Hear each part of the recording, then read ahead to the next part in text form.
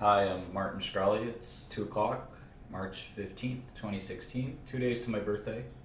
And we're here to talk about Valeant. I know that we've been doing our finance classes on technology of all subjects, but I know Valeant stock is down a lot today, and a lot of you have questions on it, and it's probably a good time to kind of go through the company and see what we can learn. So the stock has fallen about 50% today. And as you guys know, I like to look at the capital structure of the company anytime I look at any company, just kind of make sure I really truly understand the situation at the company. Now Valeant is not reporting their 10K, so we don't know what their cash and debt are. Let's double check their press release. That's their last quarter's press release. That's again their last quarter's press release. Let's double check to see that they didn't include it in like an unaudited version. Let's see. They might have.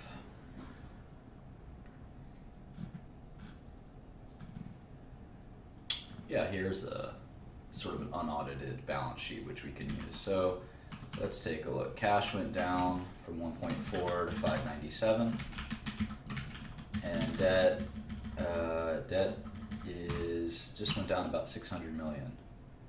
So 30 billion, 65.4. So kind of curious actually. Let's look at the videotape one more time. Net debt was 29,463, and now I have a hunch that net debt didn't go down, which would be a little alarming. Yeah, net debt actually increased. So certainly hard to see the light at the end of the tunnel when you are supposed to be in a cash flow generative position, but your net debt isn't dropping quarter after quarter. Now maybe next quarter it'll drop, and I have confidence that at some point it'll drop, but that is somewhat alarming. So in any event, let's make sure the shares outstanding didn't change much. And speaking of which, that's probably one decent way out of this mess for Valeant is to issue some shares. All right, shares used in per share computation, 349.9. Not sure why the spike in diluted shares outstanding, but regardless, that's the shares outstanding. Okay, so we're dealing with about a $13 billion equity value and about a $43 billion EV value. And the first thing that kind of should come to mind for any investor is just the basic EV to EBITDA. And you see that they're giving this sort of next 4 quarters or next 12 months NTM guidance of $6 billion in adjusted non-GAAP EBITDA.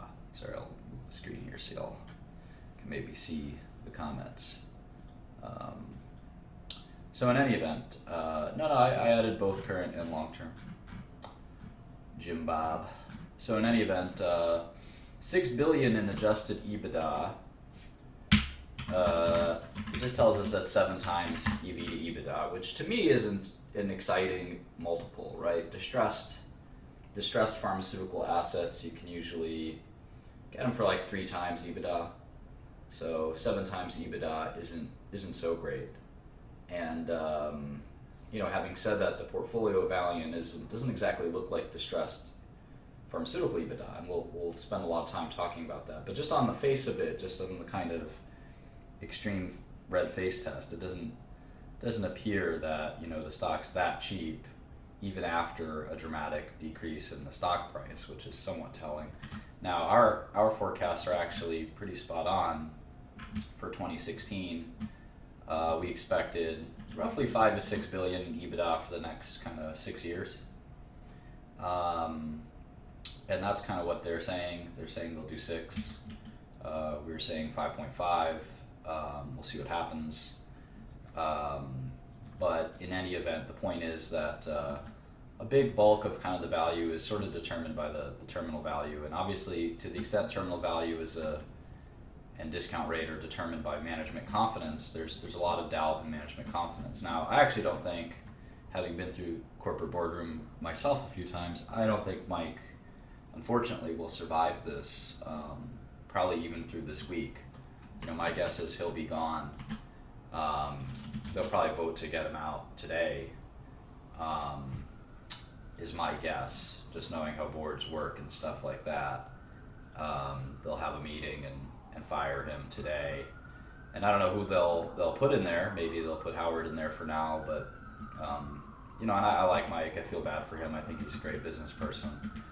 But obviously after these results, you can no longer even look at Valeant's record since he took over. I want to say that was in 2010. Something like that. And I think the stock was, let's take a look. Sorry, I haven't taken my antihistamine today, so I'm a little sniffly. Let's see if I can find that. There it is. All right, so Pearson took over. Where did he take over? 2011. All right. So 2011, I think the stock, I remember it was like $15, $20, but maybe it's through splits and stuff like that. So, he certainly took the company on a pretty wild ride up, but just as wild of a ride down in the last few months. So if I were on the board of directors, that's sort of the last buck is the stock gone up since you started? And the stock has not gone up since Mike started, which I think is, kind of, pretty much the last straw for any CEO. So in any event, let's take a look. Let's update the model for some of these Q4 results. And I think the reason I didn't do that in the break was just to kind of show you how I would do it. Anyway, it's fun to see the metadata in this file as Align Technology. Align Technology is the braces company. They make Invisalign, so I think that's right. Align Technology. I don't know why that's here, but it's probably the IR company's same client, but it's always embarrassing. Anyway, 210 Xifaxan revenue.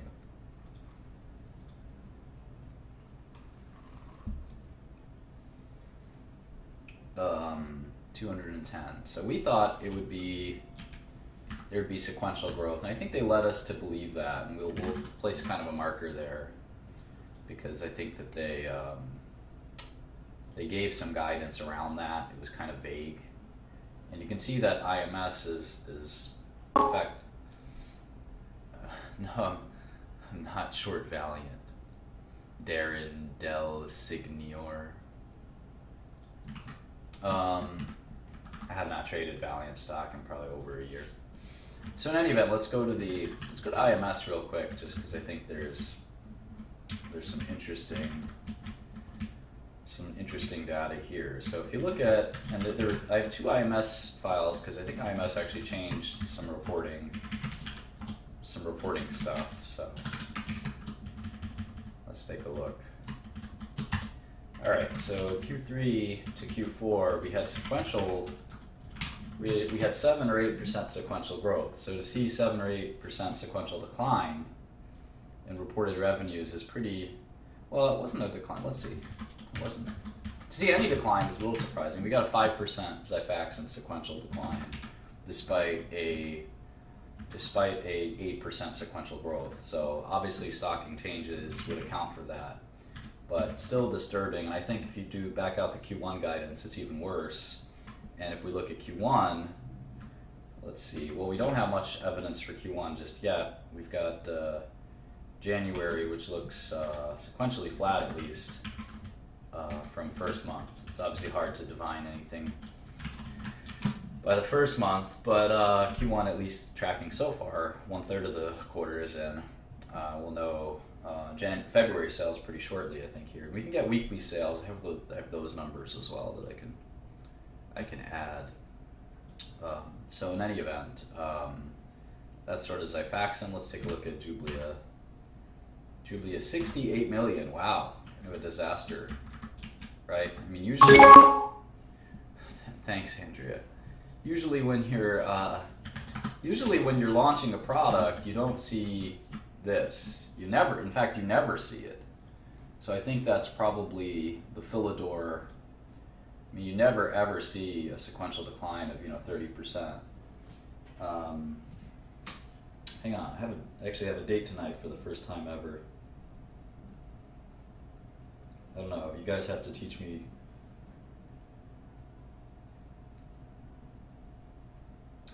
what to do. Just kidding. Okay, so yeah, the fact that you'd have this huge sequential decline in revenue is kind of alarming. 36% decline in Jubilee revenue quarter over quarter in the middle of a launch quarter, or in the middle of a launch, right? This product launched 4 or 5 quarters ago. I've never in my life seen that kind of a decline in the middle of a launch. So very bizarre, very truly bizarre. So don't know what happened there. Probably Philidor changes, maybe. And then again, if I'm a wholesaler or something like that, I probably am not too excited about stocking Valeant products while all this kind of controversy is going on. So that, that certainly contributes to the softness seen in these 2 quarters. And I'm not going to focus too heavily on the quarters because I think the vast majority of the value of the company is in the tail, as is with most pharmaceutical companies. And as I fax in, I'm just going to have to reevaluate kind of growth here. And we know that there's a generic on the way, or on deck, as my favorite rappers would say. And so what that tail looks like is unclear, but certainly by 2025, I don't think Xifaxan is a valuable brand. I think that's fair to say. And then you end up having kind of a small pharmaceutical business. At maturity, you have a small pharmaceutical business, and it's kind of mishmash of stuff that they probably should start divesting to focus on something else. You don't have that big of a consumer business. You have this derm business, and again, derm, what does derm really look like over time is unclear. It seems like if you want to be a real cynic, a true cynic, you could say that derm was and again, I'm being really cynical here, it doesn't reflect how I believe, but you could say that derm was kind of a loophole business that, Valeant exploited really well. Not too different from price increases and stuff like that, where you can get this excess growth from temporary excess growth, if you will, from this business plan. And that business, including these sort of very expensive, and very not kind of medicinally important medicines would be kind of taken up in this fashion. So the question is, will derm decline faster than this? Is a good question.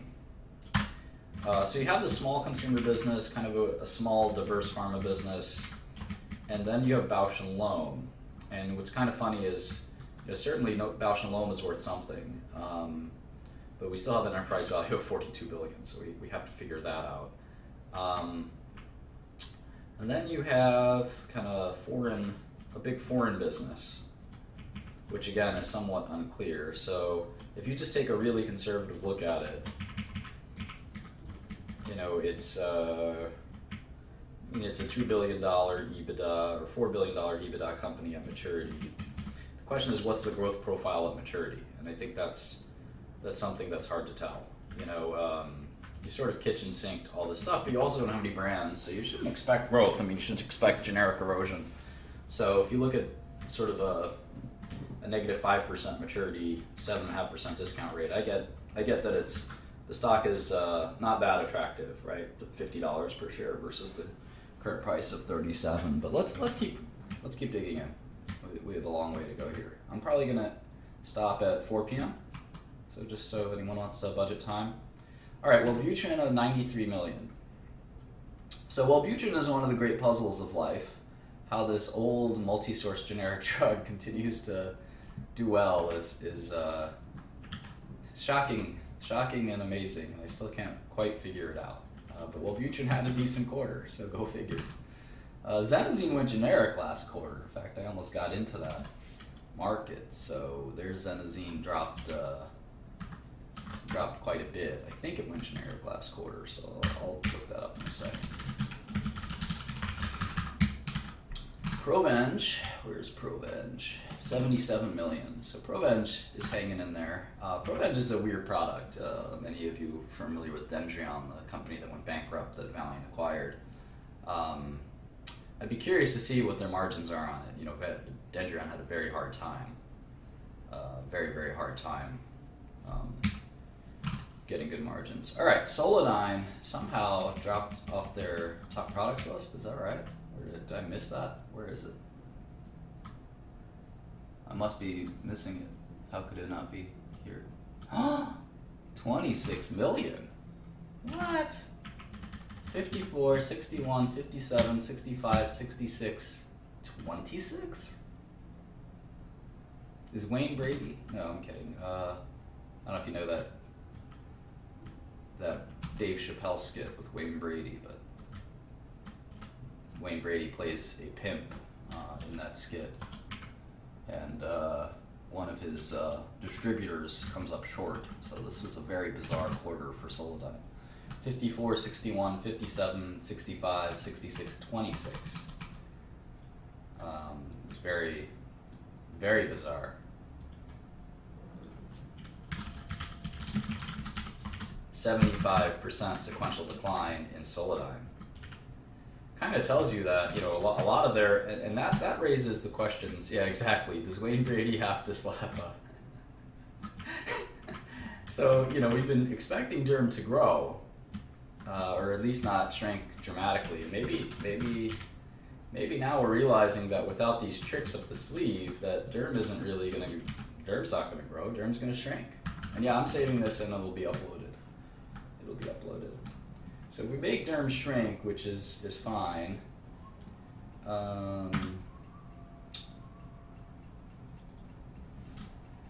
And let's sort of fix the Solidyne. Well, we have Solidyne kind of disappearing anyway, so that's fine. What are the other Derm franchise? Elidel. Is Elidel? I gotta analyze Elidel. I don't know if the situation with Elidel too well. It's a pretty good product. Red and A though, that's one that is multi-source and should drop pretty dramatically. I've looked at that market a little bit. Karak and Ziana are kind of similar. Let's take a hammer to the Derm business. The idea that the Derm business was sexy is kind of been propagated by Valeant. May not really be the case. So let's be nice and aggressive here. Tacrolimus is a bit different. Maybe I'll just have it drop 2% a year or something. All right, so now we've taken a more of a kitchen sink to the Derm business, because I think there's a lot of risk in that. Now at the same time, you know, I feel like lowering the discount rate just because I'm making these super conservative forecasts, and the truth could be better. You never know. So I've got per share value right now, $45. We're still very early on in this process, so, but really remarkable Solidyne weakness. All right, Isuprel, 53 million. Isuprel, 53 million. Now this is going generic soon, so well, I guess I should update this shortly, but maybe it's going to do something like that. But it's going generic quite soon, so Isuprel is at least. I don't know if it's going to be this quarter, so maybe I'll push it out. But NitroPress, let's look at that one. NitroPress. Is it even here? There it is, 58 million. NitroPress, big quarter. Interesting. All right, Lotamax, 43 million, looks in line. All right, everyone's favorite, Glumetza, 86 million. Now Glumetza, I don't know if it went generic yet. I should check. Lupin launched in February, so Glumetza is probably, well, maybe it launched, I don't know. Glumetza should be dead on arrival. I've taken it out of my model, but I don't know. The minuscule tail. All right, Aprizo, 31 million. Okay, looks similar to last quarter. Karak, 21 million. That's pretty soft. Huh. All right, Ziana. Wow, Ziana's they're not even reporting it. Let's see how small. The smallest drug they're reporting is 20 million, so it was sub 20 million for Ziana. So, I don't know, maybe the best possible thing was it was 19, but that's sort of a declining drug at this point. Very weird. A lot of weirdness here. Ofloxacin, also not reported anymore.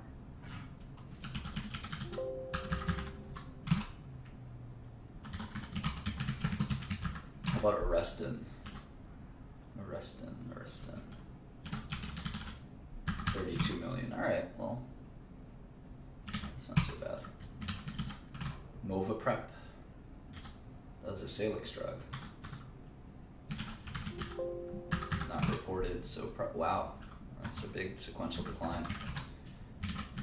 Retin-A. No way. Wow. So Derm really took it on the chin. You gotta look at Retin-A, that's another big sequential decline. How about Clendigen? Nope. Wow. And Elidel finally. If Elidel's not on here, there it is, 25. Alright, so Elidel dropped 22% sequentially. It's pretty bad. Cupramine, my favorite. 27 million. Alright, Cupramine's a steady Eddie. I think a generic to Cupramine is coming at some point, but maybe not today, maybe not tomorrow, but at some point it'll come. How about Uceris? That's supposed to be their big growth brand. Uceris. 39. Wow.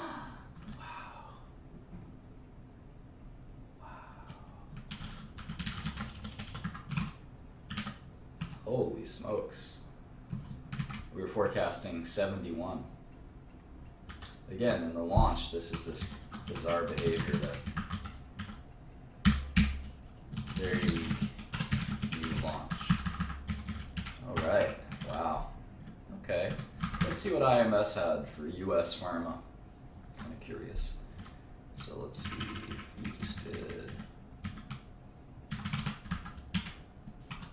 2.248 versus 2.146. Okay.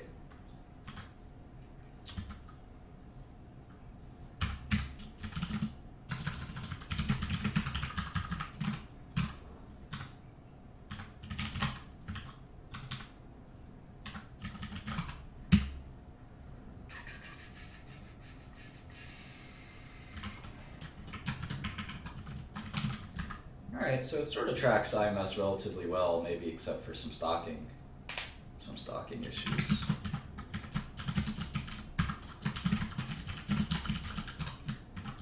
Alright, so obviously I think the Q1 guidance was the shock for everyone, right? They're saying revenue of from 2.8 to 3.1 to 2.3 to 2.4. So to get to 2.3 to 2.4, we're going to have to see sort of continued destocking at the Salix level. Julia, God only knows what's happening there. Wellbutrin should be, I don't know, maybe it's seasonality for Wellbutrin. Xanazine's going generic, so I don't know what's going on there. Proven should be whatever. Solodine, God help him. Suprel, nitropres. Well, we don't know what the other was, so let's see if we can get a US Pharma number. I think we can.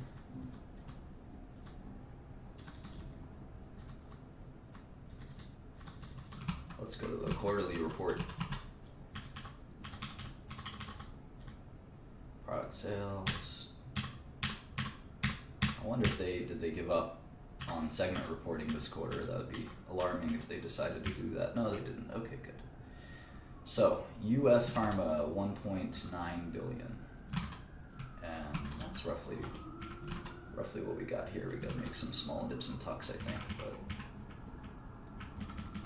that's probably about right. Okay.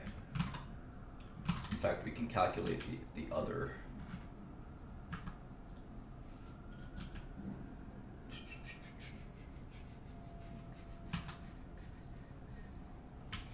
let's do some of this. Let's see what they said for Derm. 342. Currency impact and other. Weird. I'll take GAAP revenues. Alright, so Derm dropped a huge amount.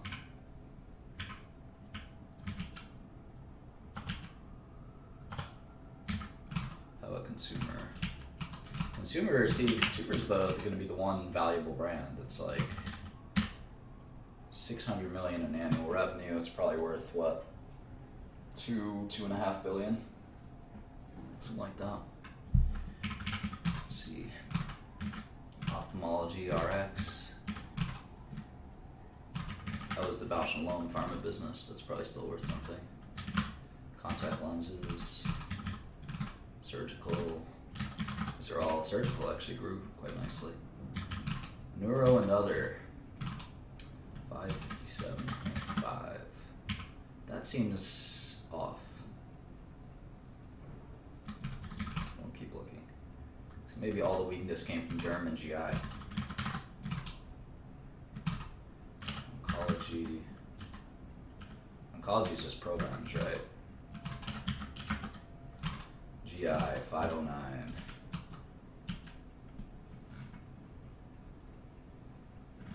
It's weird. Other GI.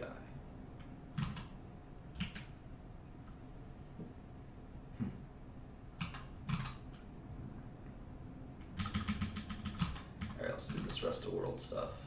363, 4. We'll get back to the interesting stuff in a second. Emerging markets, very good quarter. LATAM and Asia, pretty weak. Alright, so gotta do a little more nips and tucks on the income statement, but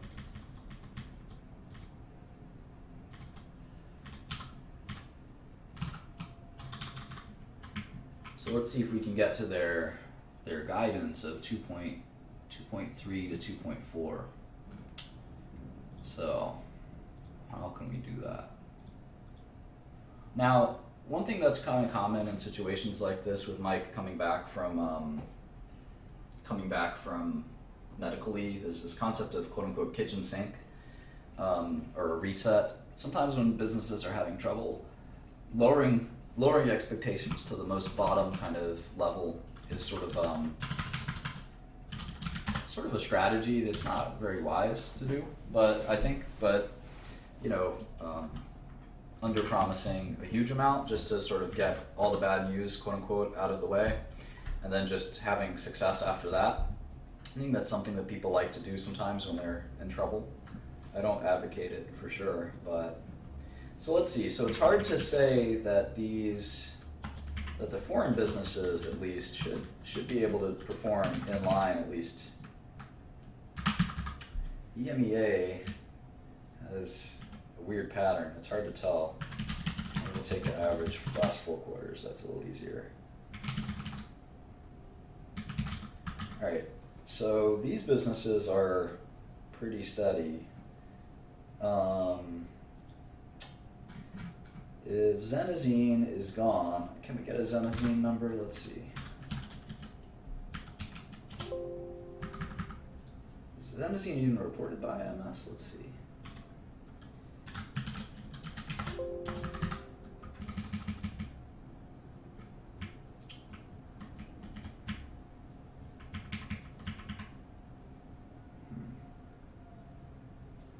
It's weird because if you look at first month over first month of quarter, you actually have 17% sequential growth. But they're telling us that revenue is going to decline by this enormous number, right? 2.3. Revenue is going to decline by 15%, but IMS is telling us the US part of that is at least growing 17%. Now, they have February and presumably most of March, and we don't. So we don't know what February looked like, but stocking is probably the big issue. So maybe Xifaxan gets hammered even further. Maybe Jublia, maybe the just stocking will go down to a bare minimum. It just seems unlikely that that number is achievable, or it's going to happen. Let's see. And maybe it's this kind of other section that's going to get hit. So we can get to 2.5 and be realistic at least. Let's see. But without kind of consumer and other stuff like that falling, it's hard to see them doing 2.4 billion. So maybe they are kind of under promising and over delivering. Maybe that's the concept that they're gonna try this time. So we'll see. We'll see. But Xifaxan's kind of the problem with Valeant is that they don't really have any franchises that are valuable, right? I mean, Provenge is not too valuable. Lotamax, let's look at Lotamax. That looks like it's going to be the biggest drug at expiry. So what the heck is Lotamax? Let's go. I'll show you a cool website that it's called Drugs at FDA, and it's kind of the best website for checking out FDA approved drugs. So let's see. Lotamax is a loteprednol. It comes as it's a Bausch & Lomb product, so it looks like it's an ophthalmic drug. Comes in a few different forms. I think it's could be a beta blocker by its name.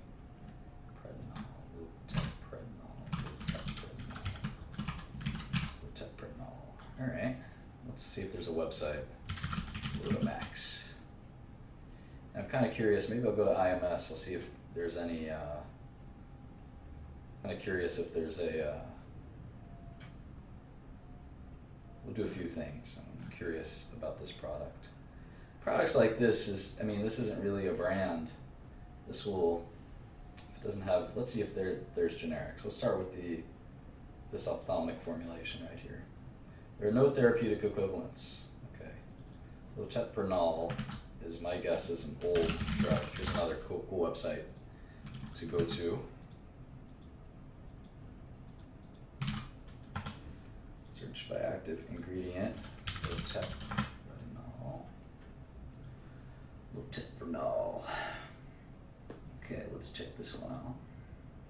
Approved in '98, so definitely no approved, no generics yet, but there should be no barrier to entry, and companies like Alcon and Allergan and others will want to make a Loteprednol generic. In fact, we can kind of go to this DMF text FDA list. Let's go here. Loteprednol. All right.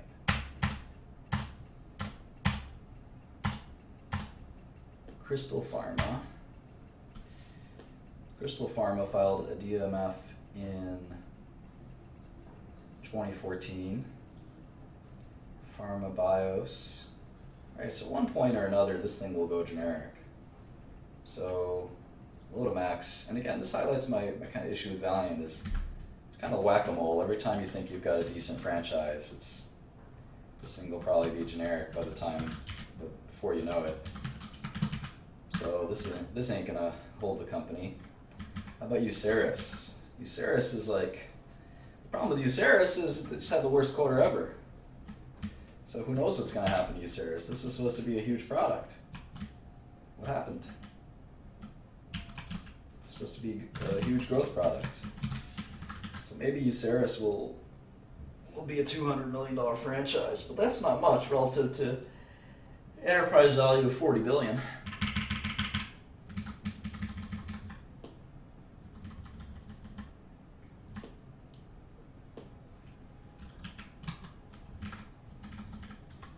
All right, so I've gotten fair value now of $24 a share, which is pretty far from the current stock price in the wrong direction. $24, could be fair value for Valeant. We still have some number crunching to do. Well, who knows what's going to happen should be the title of all presentations. Still trying to figure it out. What I hope for in value investing is when I can find a situation that's truly exploitable from a sort of risk perspective. I can find a stock that I can buy with limited to no kind of repercussions, even if the worst thing can happen. Yeah, there's a lot of different GI products like Uceris. There's no doubt about that. But let's move on from Uceris for a second. Let's go to Arestin. Arestin, I want to say, is a retinoid. But let's take a look at the FDA website. Arestin.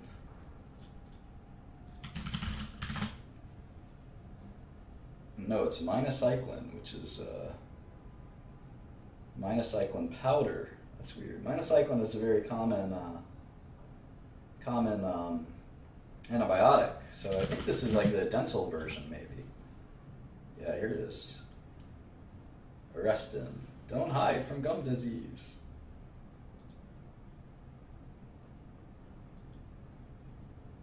So it's like a gel that you put in your gums.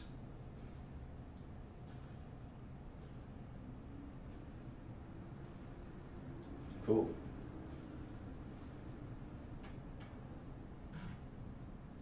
That's pretty neat. So this may not go generic. This may not go generic. Let's see. There's 100 million minocyclines in the DMF. Well, only 15. So only 13. Zhejiang Husan is a big API maker. So maybe someone will try to knock off Arestin. Microsphere is sometimes hard to do. Let's see if we can get a prescribing information. So minocycline is nothing special.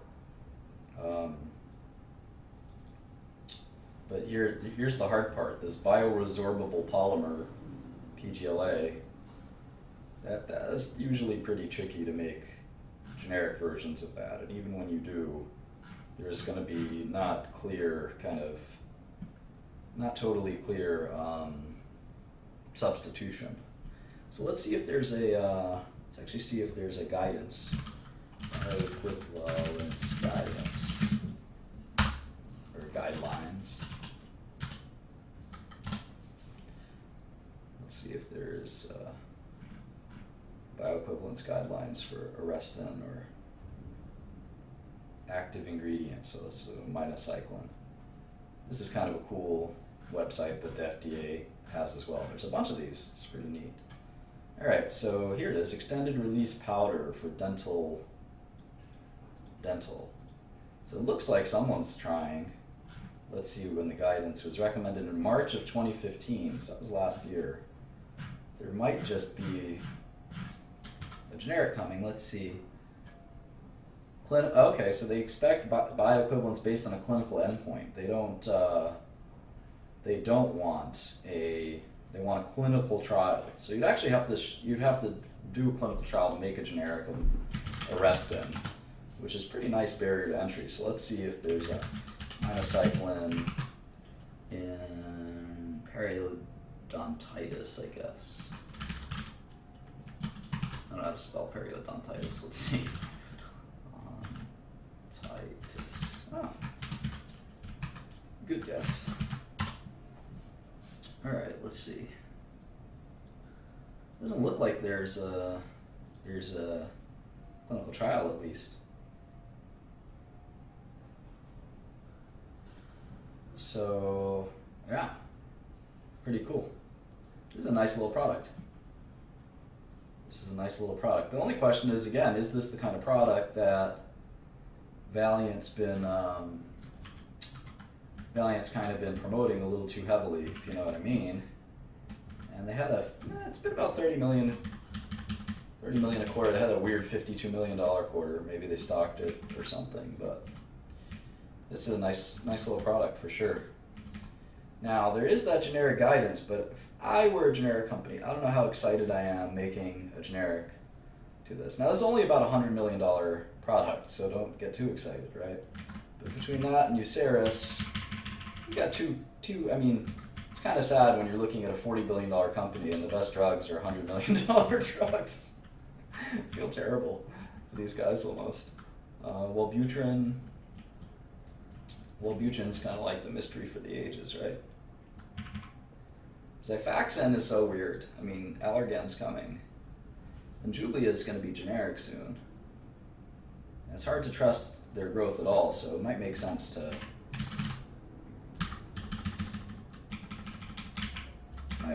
chop Jublia down a little bit. Now, Wellbutrin is one of the weirdest situations I've ever seen, and again, it didn't have a bad quarter. Which tells me that I'm not sure how much Philidor promotes Wellbutrin. This might be just crazy doctors who like it. Alright, so when I get into situations like this, I just want to look at what's the biggest franchise. And so we have Asia, China, etc. as a big franchise, and consumer as a big franchise in terminal years. So let's look at Asia real quick, because I'm kind of curious here. I said that most of the businesses in China, about 2/3, but if you look at this quarter, it was, revenue for Asia was actually flat year over year. The Asia business is bigger than most of their drugs. So it's hard to really believe that you're going to get a ton of growth.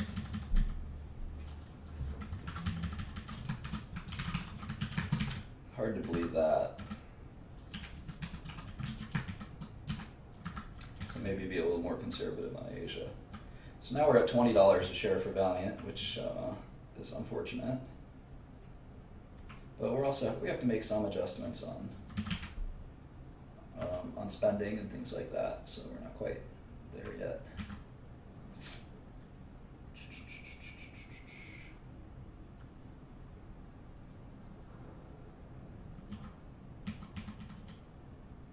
No, maybe we are. This looks pretty reasonable, actually. They're going to have to start paying taxes at some point. Probably not until they're in a cash position.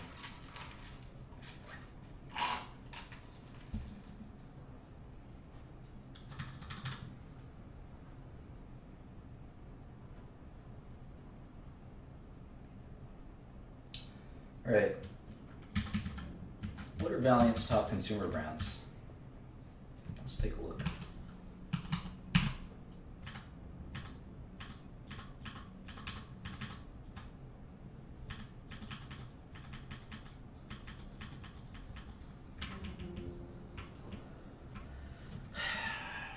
This is U.S. consumer.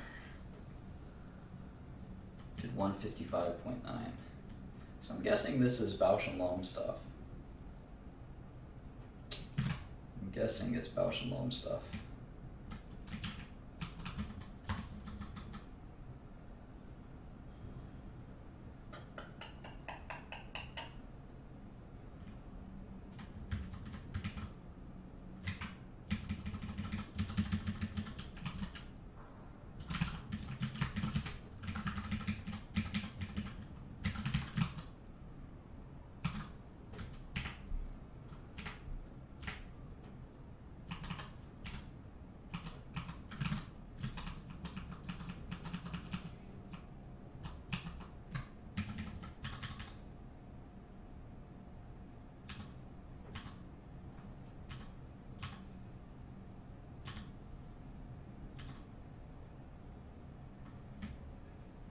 Yeah, this was a pretty big disaster, right?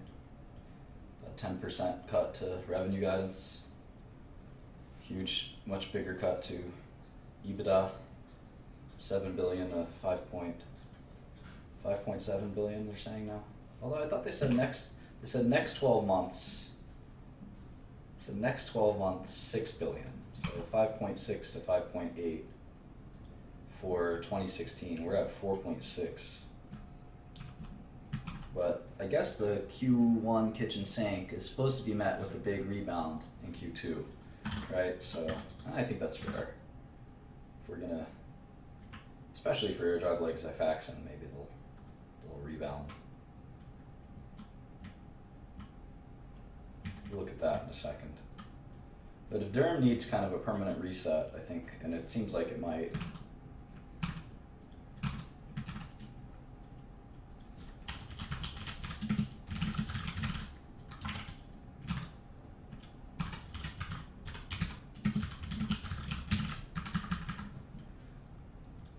Let's see. Slower rebound of Derm. More modest growth in Salix, no kidding. GI, Derm, and Neurology. Well, that's basically their business, right?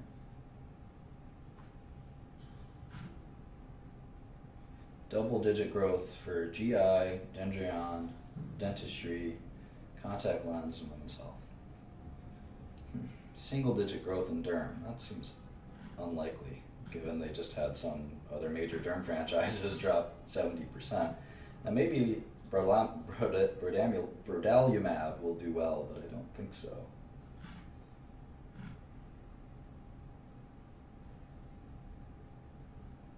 They really shouldn't have brought Sprout, huh?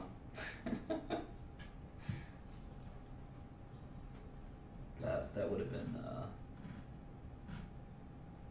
a nice $1 billion to have in handy, come in handy.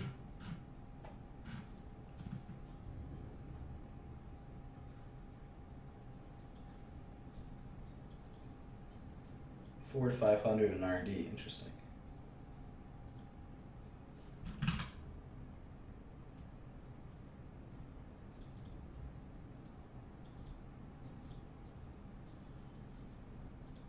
Cash interest expense. All right. Their stock-based comp should be about 0, given the problems they have. Soft Lens, Ocuvite. So they're, consumer products. Let's see, soft lens. What the heck is soft lens? Soft lens are contacts. Okay. Renew. Trying to figure out what exactly is in consumer products. If it's all Bausch or not.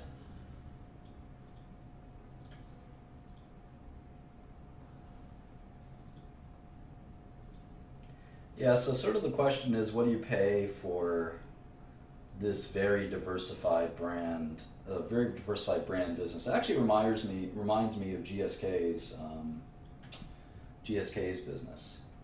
GSK was trying to sell their established products business, if you will, and it was interesting because that business was declining like 5 or 10% a year in EBITDA, and it looks a lot like this business. It's just a mishmash of crap. So now that's only part of the business, right? So if you take out the bad part, if you merge it or average it, if you will, with the good part, which is what's left. So you got a 1.3 billion of kind of crap, another 200 million of crap, so that's 1.5. So 1.5 in pharma out of 6 billion in revenues. There's 700 in consumer. Ophthalmology RX is still crappy. So let's see, $1 billion. So we'll call it $1 billion in good stuff and $1.6 billion in bad stuff. And then we'll add surgical is probably fine. Neuro is bad.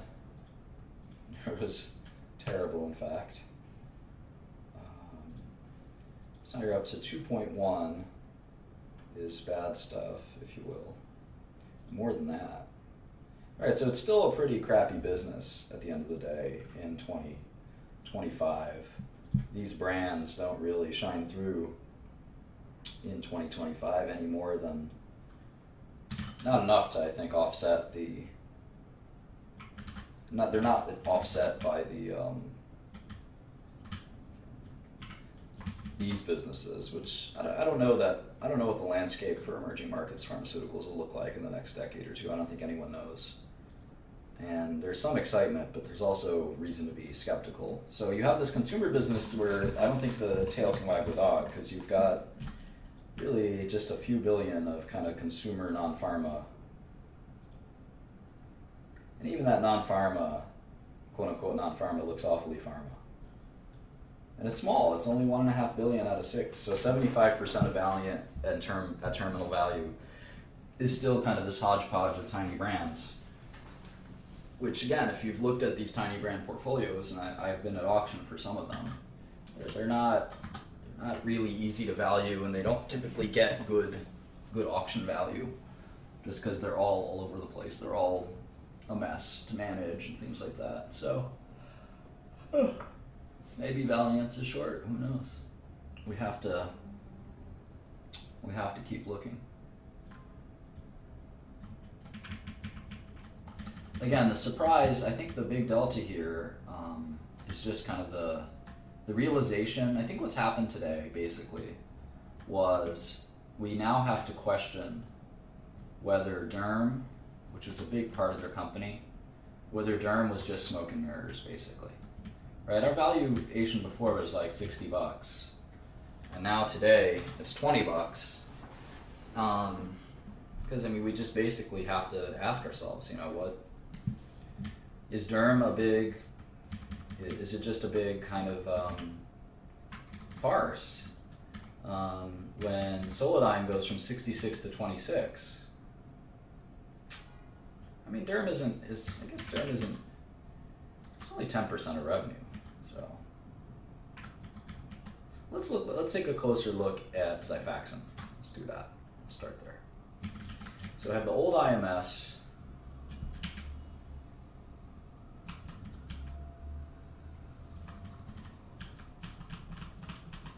and I have new IMS. So let's kind of go through that. Okay, so it's Q4 15, Q3 15, and Q1 16. Yeah, you know what? Let me just get that. Let me either look it up on Bloomberg or get it on IMS itself, the weeklies. Let me do that.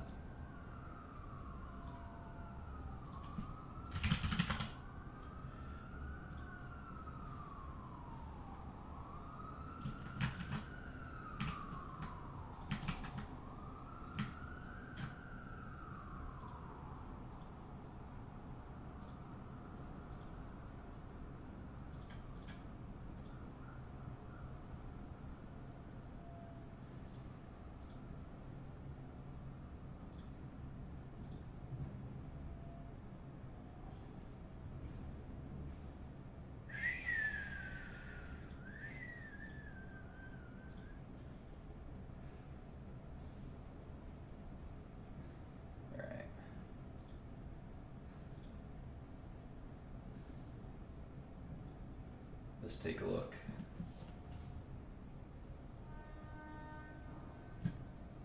Product.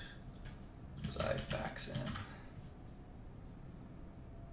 Xifaxan, remember, it's AN.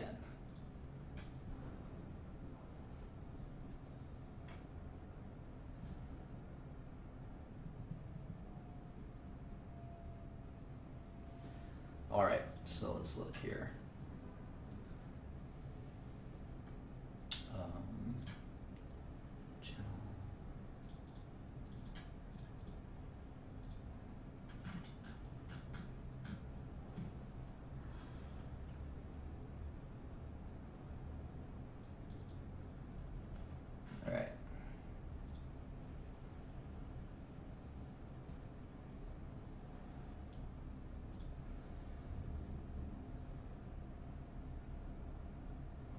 Let's take a look.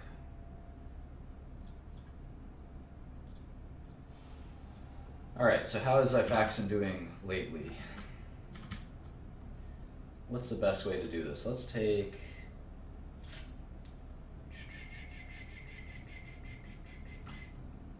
what? Let's do it like this.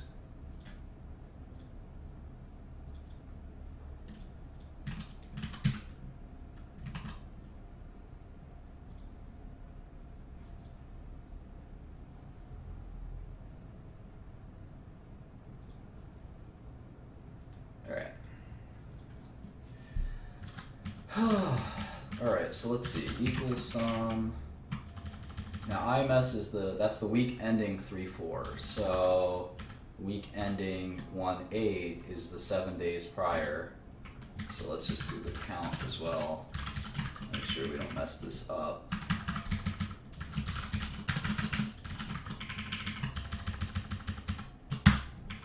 Alright, great. So 9 weeks, we have $218 million of Xifaxan. So we take the 9 weeks, let's take 9 weeks ending, or starting to be apples to apples. So Q4 starts in September. No, Q4 starts in October. October, November, December, right? So this is the best apples to apples. 9. Okay, so Xifaxan grew. Xifaxan grew 4%, which sounds sequentially, which sounds reasonable. Sounds quite reasonable. And if we, in fact, let's take a 9 week moving average and see what that looks like. That would be good data for us to look at. See how reliable this thing is historically. Yeah, it's pretty steady. It's pretty steady, and it's been growing. So the idea that like Xifaxan is like this jittery, terrible product in terms of revenue, I think is not right. I think it's probably fine. The problem with Xifaxan, of course, is that it's going generic.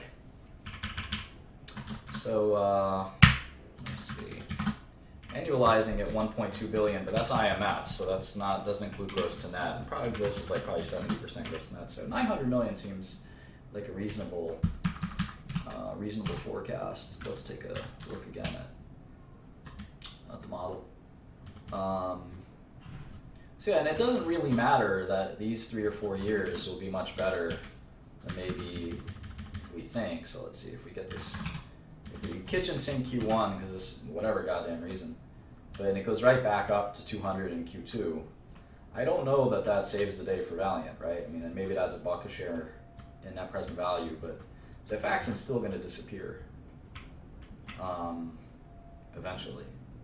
Now again, the question is when. So let's look at that. Let me just jot some notes down here. So let's see, Q1 tracking up 4% quarter-over-quarter on weekly IMS. Expect huge destocking as per conference call.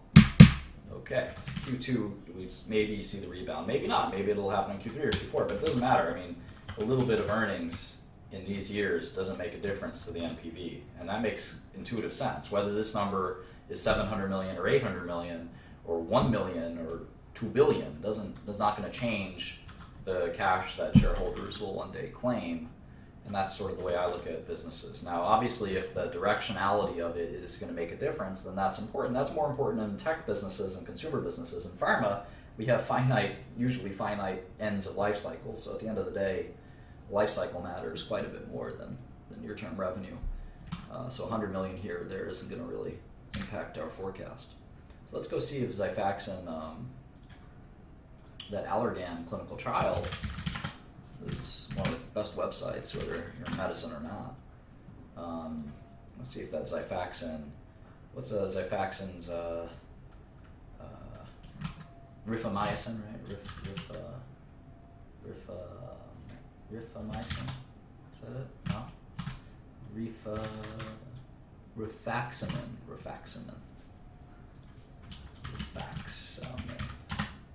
All right.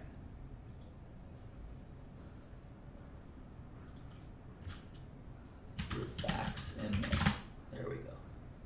All right. Let's see if that Allergan generic trial. See how that's going. Let's see if we can find it like this. rifaximin allergan. Rifaximin comparison. All right. We'll find it. Rifaximin. Let's search for it. Like this.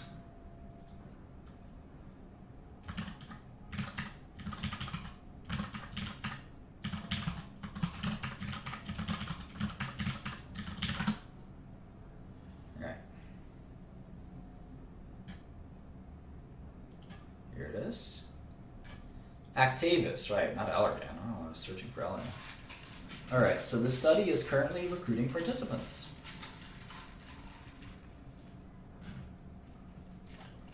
Study started in October, 750 patients. So let's see, when this trial is done, they will file, and FDA is making it a point to approve first-time generics even faster, which I think they've always done, for what it's worth. But Xifaxan's not going to be around much longer. I don't know if Valeant has any life cycle plans, but smart of Salix to sell, right? So now I have it in 2020. I wonder if that's due to IP. Let's go back to Orange Book. So I'm just going to jot down this NCT number. All clinical trials in the United States are based on these NCT numbers.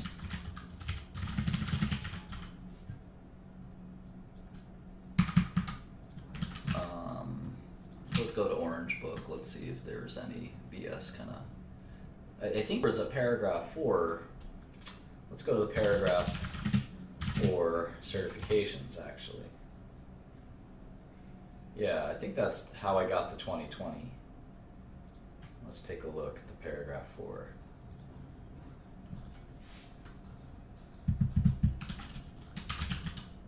Rifaximin, 12/18/15, date of paragraph 4 submission. 12/18/15, 12/18/15, 12/18/15. Now that's weird that they filed the ANDA without the outcomes from the bioequivalence study. Because if I were FDA, there's no such thing as a refusal to file an ANDAs, I don't think so. But I would say that the 30-month stay would start with the truly complete submission, not this kind of paper ANDA. So that's kind of a technical legal question. But either way, they could refile in 17 maybe. Refile ANDA. What am I doing here? Refile ANDA with the results. So if you take 2017 and you add what is the stay? It's a 2.5-year stay, right? 30-month stay. You could get a generic approval in 2019 or 2020. Let's look at the patents, though. Let's look at the patents.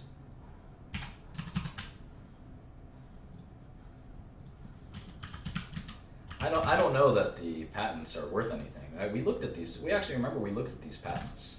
Patents are garbage. They're all polymorph patents. Polymorph patents are not useful. There's a method of use in traveler's diarrhea, which I think we can also kind of count as useless, because there's references to rifaximin usage as early as 1983. So now you can always get a settlement. But you typically aren't going to settle on a product that's at peak performance. So I think that they'll launch. And if you know anything about the relationship that Actavis and Valeant have, it's not a good one. Now, I don't think that this product goes over to the Teva portfolio. So we have to sort of think that through as well.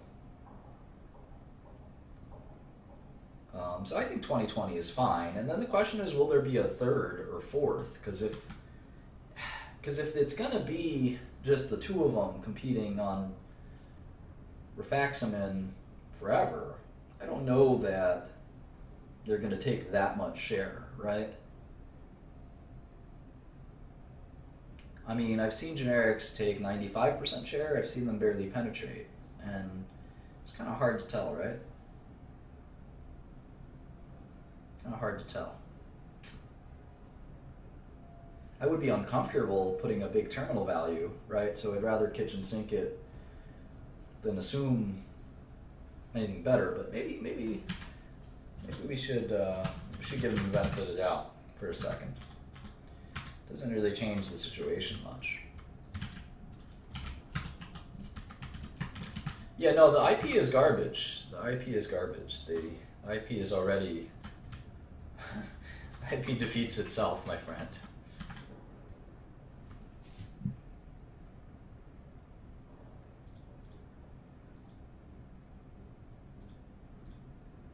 Jubilee will be gone.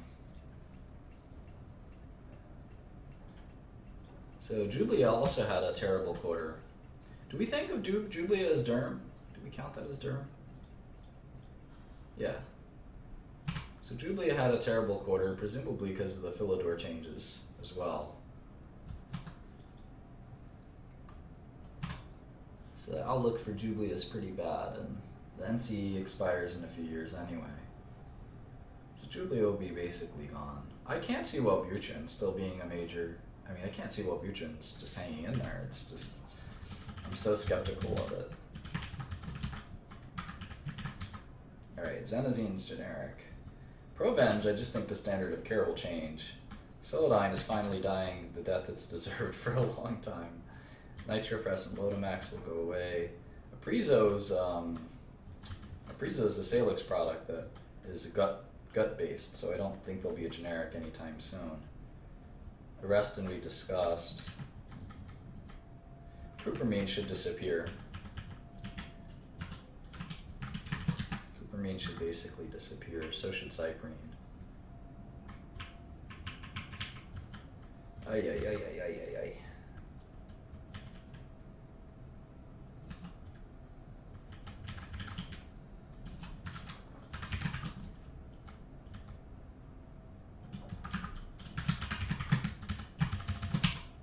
What a mess. Okay, let's see. See how we build this, make sure our formulas all add up and stuff like that. Alright, so we build this through these cells, and these cells are a function of these cells. Okay. So what we're doing to other derm is kind of interesting. You see other derm dropped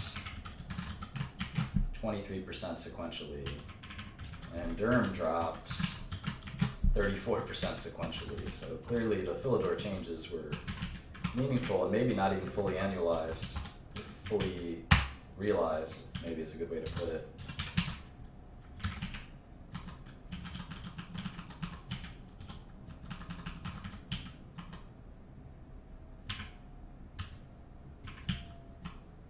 Alright, so will derm disappear or not is the question, certainly one question. So that's 500 million of revenue, it looks like. Let's see, yeah.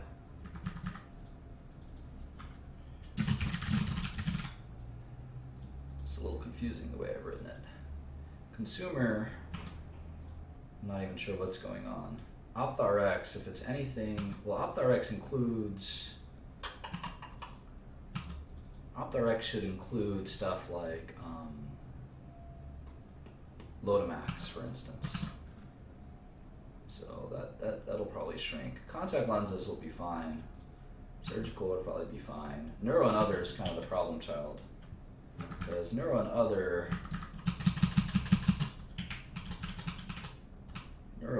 is sort of, I don't like the way I'm building this. Let's see. Neuro and other is Wellbutrin, right?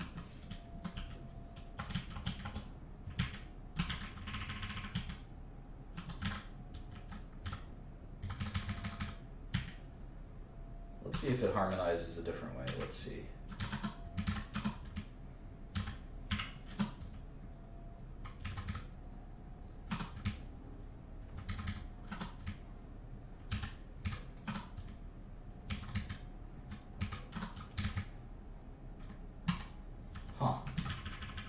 That's interesting. Hmm.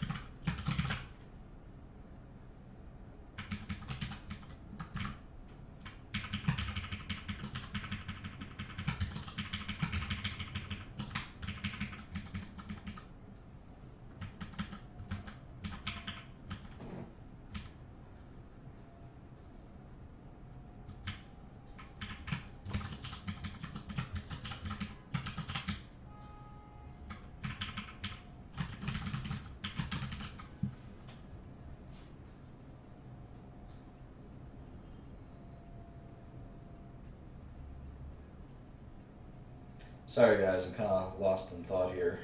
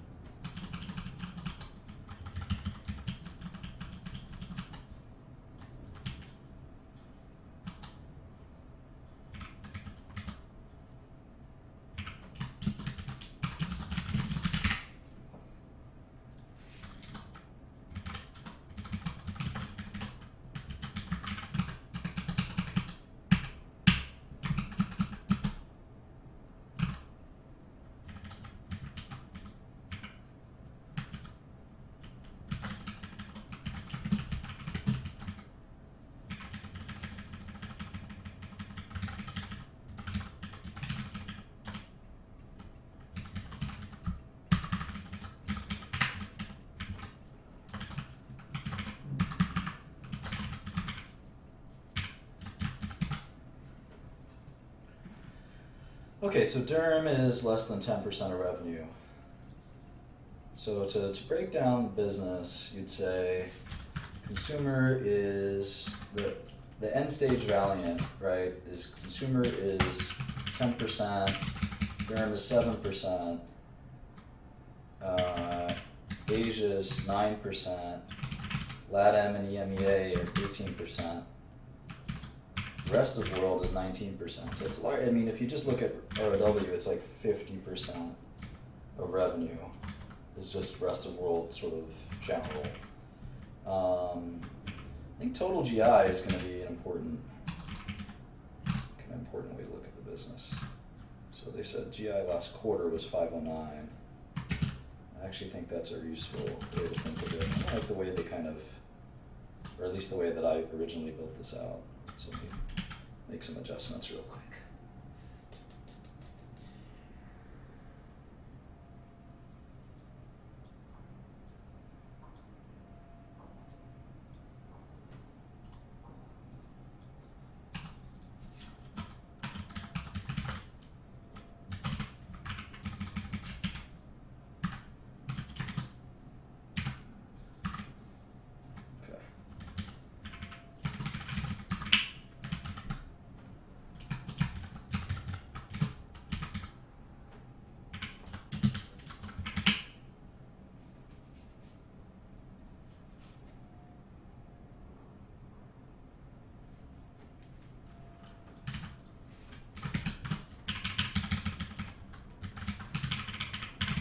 GI is 13% of revenue.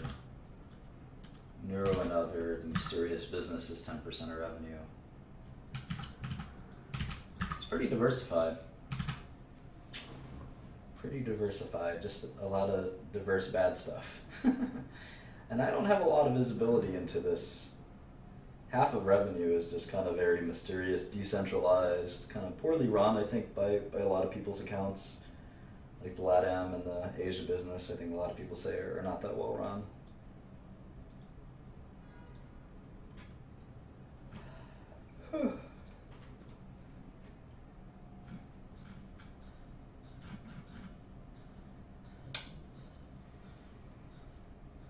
Tough to value a company like this. It's very difficult to make kind of a call.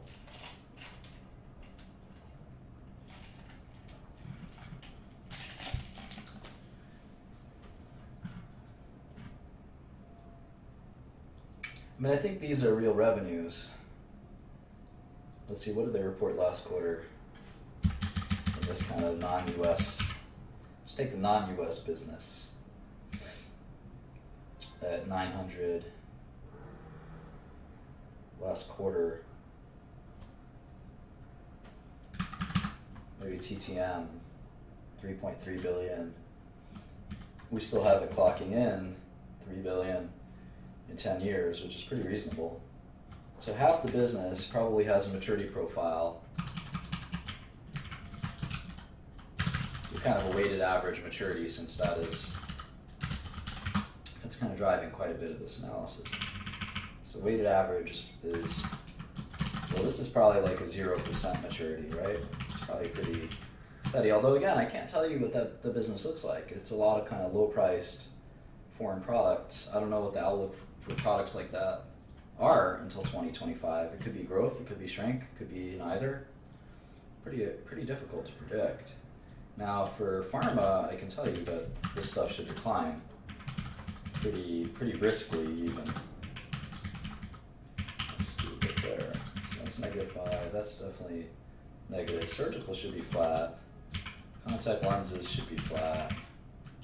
Ophthalmology RX should decline. Consumer should be flat or growing, maybe even growing.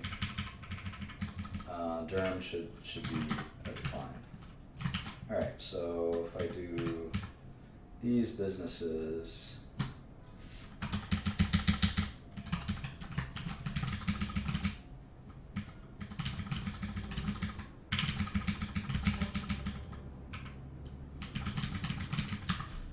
what percentage of revenue I've got. 95. Where's the missing 5? Dental and oncology. Okay. So dental, oncology will drop. Proven's just disappearing. Dental, that's mostly Arrestin, right? So I don't know. Eventually they'll be a generic. All right. So if I do the weighted average.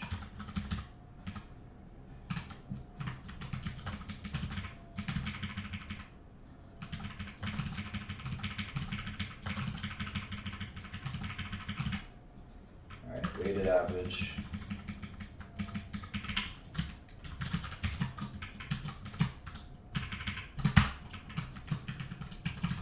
-1.7. Okay, so a little more endearing for sure.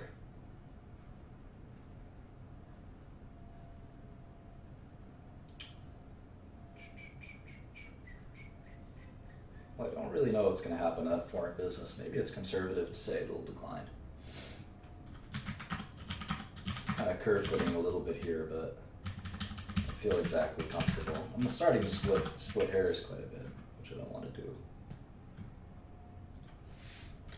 GI, neurology and other, I just hate this business. I think -10% is more warranted. Everything else is probably fine. Derm. Maybe derm. Alright.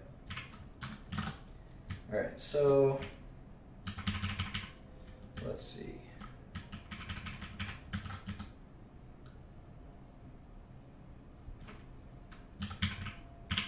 %70 margins I think is probably fine. Still a very pharma heavy business, although you could see that margin drop. We have to study that for the next time. Is this realistic?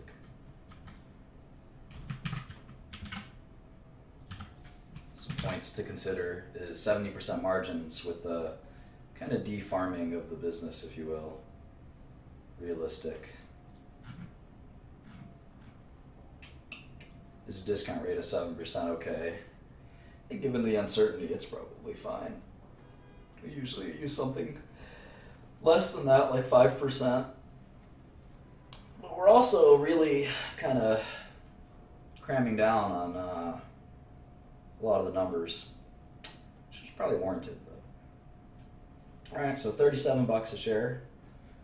Maybe that's my best guess right now. Still more work to do.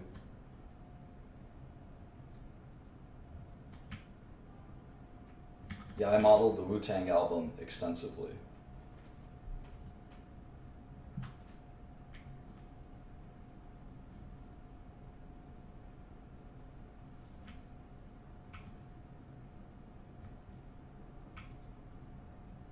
So yeah, so maybe the gross margin is just too high.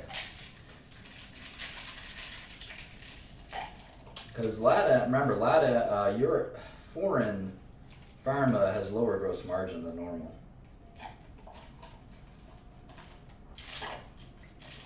was our gross margin this quarter? Yeah, look, most stocks are not worth investing or quote unquote trading, and this is no exception. I only get involved in stocks when there are gigantic discounts to fair value, and I don't see that for Valeant. And remember, I love shorting, so it's not like I don't mind shorting. All right, it looks like margins are saying 27. I would short this stock in a heartbeat if I thought it was worth shorting. All right, so margins of 73%, exclusive amortization and impairments. So those are GAAP. This is a non-GAAP number. This is what we're looking for. We get 73% margin. Ooh, so I probably have to change up these margins a little bit. Let me do 73.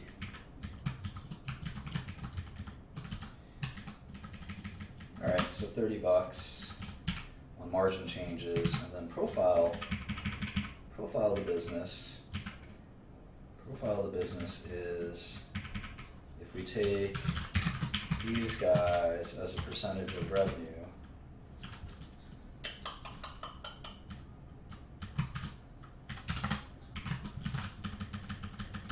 They go from 30% to 40%. And I know that's a lower margin business.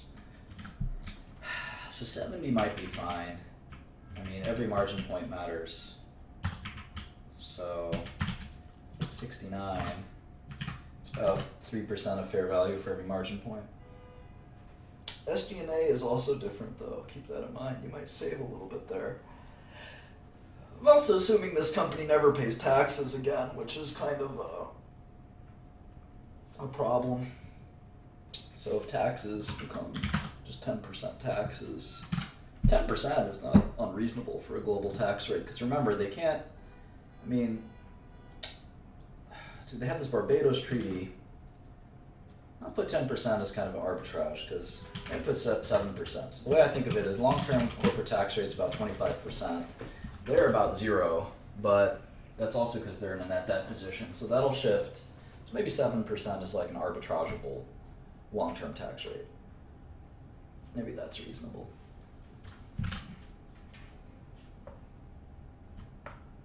Okay, so $28 a share. That's my best guess. $28.37. All right. Well, I hope you found that helpful. I got a lot more work to do. A lot of forensic detail to examine here.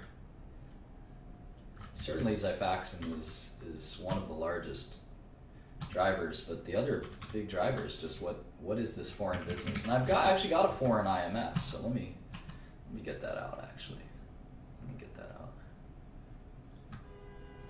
It's called Midas, I think.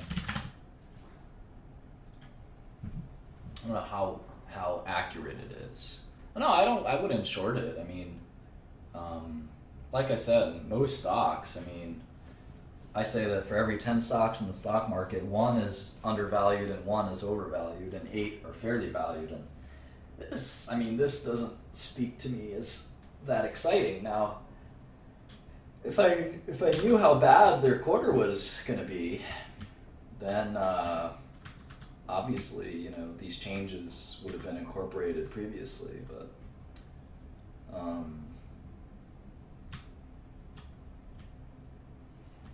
no, I don't think it's a short.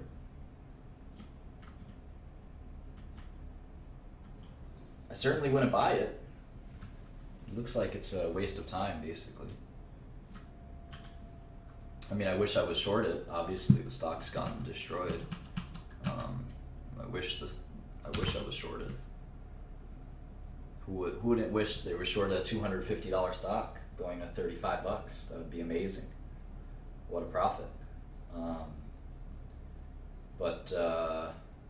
I think the surprising weakness, not just in the Q4 numbers, but more importantly, in the Q1 guidance, suggests that like the Jublia weakness, the Solidigm weakness, like these are permanent weaknesses. These are not, temporary declines. I mean, these are permanent disasters, which is really, in fact, they have to be worse than Q4, which is really really, really telling. I mean, basically the derm business has all but disappeared. Maybe that's aggressive, but it's definitely been destroyed. And neuro and other will decline substantially as well. So maybe that's where it's coming from. But it's an alarming report for sure. I mean, when you thought these were, our last model was predicated on the idea that these were stable businesses. But what we're learning is there's a permanent reset in several of these businesses, or a permanent disappearance of several of these businesses. Now, maybe we'll learn that in EMEA or LATAM or Asia or rest of the world. I doubt it. But that's why we have to sort of take our next look, our next kind of look at this is going to be looking into those businesses carefully. And this is a very complex business, so the juice is not really worth the squeeze. If you want to study this business really, really carefully, it's like studying 30 or 40 different businesses, which is frustrating. I'd much rather study a public stock that has, largely one business or two businesses. This is literally 40 or 50 different businesses in one. Maybe that's exaggerating, maybe it's 10 or 20, but it's still a lot of work for what? To be able to trade a stock? There's so many better ways in life to make money than trading stocks. Especially, it's very unlikely that this stock, from what I can tell, it's extremely unlikely that this stock is worth double or triple where it's at, and it's very unlikely that it's worth half of where it's at or something like that. Maybe not that unlikely, in fact. Maybe it is worth a third less, something like that.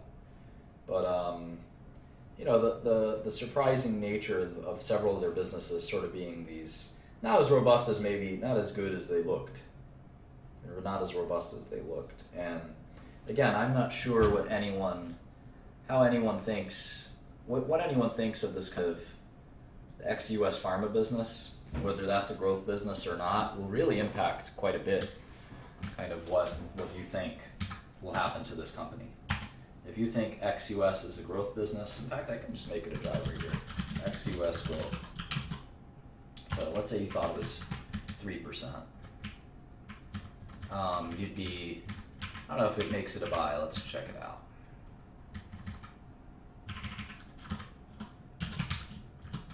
This is kind of an interesting way to do it.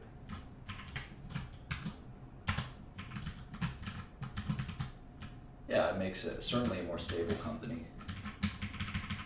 If you think the long-term growth rate, I think the long-term growth rate of any business being close to 3% is unlikely, but that's just been my experience.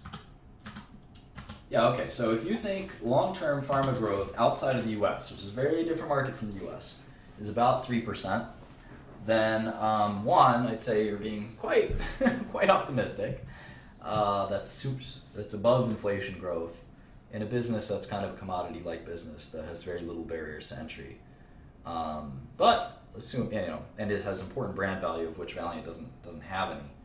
But assuming that somehow you think there's 3% growth in this mishmash of businesses, which by the way include EMEA, which is is not a growth business, right? You could automatically take EMEA out of that equation, right? That is not a growth business under any stretch of the imagination. So let's take EMEA kind of out of there. All right. So if you think it's a 2% growth business, so that means Valeant's worth 50. If you mean it's 2, it's worth 43. If you think it's 1, it's worth 37. If you think it's a flat growth business, it's worth 31, which is a little lower than where we're at. 1% is where the market is imputing, which is one of my favorite techniques. The market's telling you it's a 1% growth business outside of the US, which is, that's hard to challenge that. If it's a negative 1% growth business, you're talking about a $26 stock, which is really kind of nerve-wracking. But even if it's a 1% growth business, I don't know that you can sit there and say, oh no, that the ex-US, rest of the world, LATAM, and Asia is going to grow 3%. Well, under Mike's stewardship, under whose stewardship, and while you're trying to manage all these other businesses, can you really get, Chinese and Brazilian revenue growing? Is that easy? Given these circumstances, I don't think so. So it sounds fairly valued, approximately. Not that excited about Valeant. Certainly surprised by the results, as are everyone else, but assuming kitchen sinking, the derm disappearing and stuff like that, it's still not cheap, which is the hope. The hope in all this exercise was that we would find that after kind of throwing away several bad businesses and having a 50% decline in the stock price, that there would be a buying opportunity, but I don't really see that. If I take a 6% discount rate, which is not crazy, and I think there's 2 or 3% growth in ex-US, ex-Europe, pharmaceuticals, maybe you can get back to $60 a share, which is, that's worth buying. It's kind of worth buying the stock. But, at this point, my discount rate is like close to what I would give like a Procter & Gamble, let alone a Valeant, right? And my terminal maturity growth rate is kind of reasonable. And, I've only got margins at 70%, which, arguably these are going to be lower gross margin profile products than that. I'm assuming they pay 7% taxes in perpetuity, which is, I would assume global governments over time will change that. Having said that, they obviously have this Canadian thing, but VAT taxes is a way to get around that. VAT taxes may increase over time, so any of those things could limit the ability to make money in the stock. And I'm giving them some liberties by doing a couple of these things. So, more realistic is a 6.5% or 7% discount rate, and keeping Johnson & Johnson, Pfizer, and Merck at 6%. Because obviously, if I gave, I have to give them. It's the same way we do T plus 50 or T plus 100 for Treasury bonds. We have to do J&J plus 50 or J&J plus 100 for Johnson & Johnson. So it looks like it's fairly valued. I don't think you make much money buying it. I don't think you do well shorting it. But I also said that a few months ago. So I didn't know that derm was a big facade, I guess. That if you were smart enough to say, no, your model's wrong, Martin, because derm is just smoke and mirrors, well, hats off to you. You made a lot of money shorting the stock. I gave derm the benefit of the doubt. I thought Solidyne, it's a $50-60 million product. If you know the Metasys company, it's been a $50-60 million product forever. Oh, now it's a $20 million product per quarter, obviously. And you see the same thing with Jublia. You see the same whole thing with derm. And then I think the next shoe to fall will probably be Wellbutrin. Right? Wellbutrin's got to go at some point. So, but again, if you kitchen sink it, this is sort of what I'm doing here, and it's about fairly valued and not that exciting. So anyway, that's my Valeant analysis. I hope that was helpful. I'll be around a little while longer.